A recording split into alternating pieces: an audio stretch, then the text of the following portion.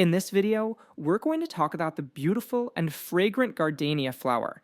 We'll get into everything from what makes it so stunning and where it comes from, to its secret meanings, and yeah, even a few wild facts, like its famous relative and whether you can actually eat it. You know, so many of us recognize that incredible gardenia smell, but there's just so much more to this flower than its perfume. Seriously. It has this rich history, a kind of secret language, and some really fascinating characteristics that make it a total star in the garden. So, first up, let's get to know this flower a little better. What exactly makes a gardenia, well, a gardenia? And where in the world did it even come from? Okay, so a gardenia has some really unmistakable traits. You've got those elegant, creamy white petals that feel almost waxy, and they look amazing against those super glossy dark green leaves, which, by the way, steady green all year long. But the real showstopper? It's that powerful, sweet fragrance, for sure. It mostly blooms from late spring through the summer, and get this, there are over 200 different species out there. And while the flowers themselves are only a few centimeters wide, don't let that fool you. The shrub itself can get pretty impressive. Some types can grow up to about 2.4 meters high.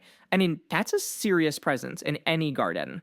So, where does this plant call home? Well, it's a bit of a world traveler. Gardenias are originally from the warm, humid parts of Africa, Asia, Australia, and the Pacific Islands. And knowing it comes from these tropical places is actually the key to understanding how to take care of it. Alright, moving on from its looks, the gardenia also has this really rich cultural side.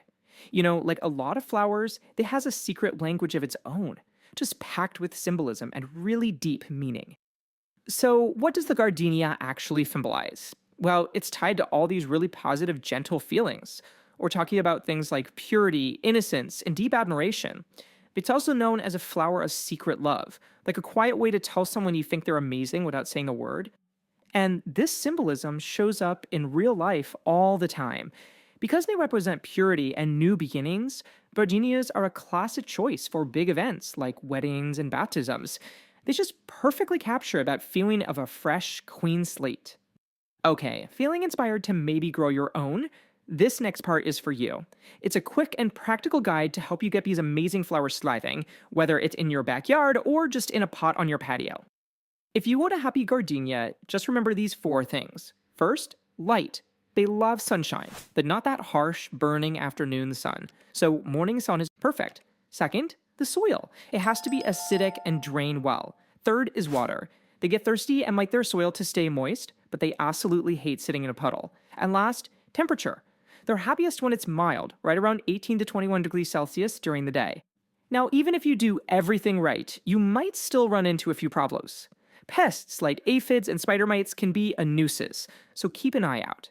And as for the plant itself, if the leaves start turning yellow, your soil probably isn't acidic enough. If the flower buds fall off before they even open, it's usually a sign of stress, like a sudden change in temperature.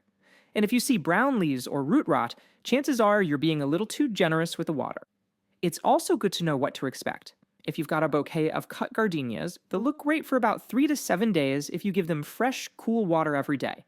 But the shrub in your garden, that's the long game. A happy gardenia plant can live for over 15 years, giving you those incredible flowers year after year. So we've covered the looks, the meaning, and the care. Now for the really fun part. Let's dive into some surprising facts that you probably never knew about the gardenia. Okay, be honest. Have you ever looked at one of these perfect flowers and just wondered, can I eat that? And the answer is yes, but, with a little asterisk. The petals are totally edible, but they have a really strong floral taste, so you'll want to use them sparingly. They're amazing for decorating desserts or infusing into teas and syrups to give them that classic gardenia scent and flavor. Alright, here's another one for you. Every family have that one surprising relative, right? Well, what do you think of the gardenia's most unexpected botanical cousin? You're not going to believe this, it's the coffee plant. Yep, turns out gardenias go on to the exact same botanical family as the plants that give us our coffee beans. So that gorgeous flower and your morning cup of joe, they're basically cousins. How wild is that?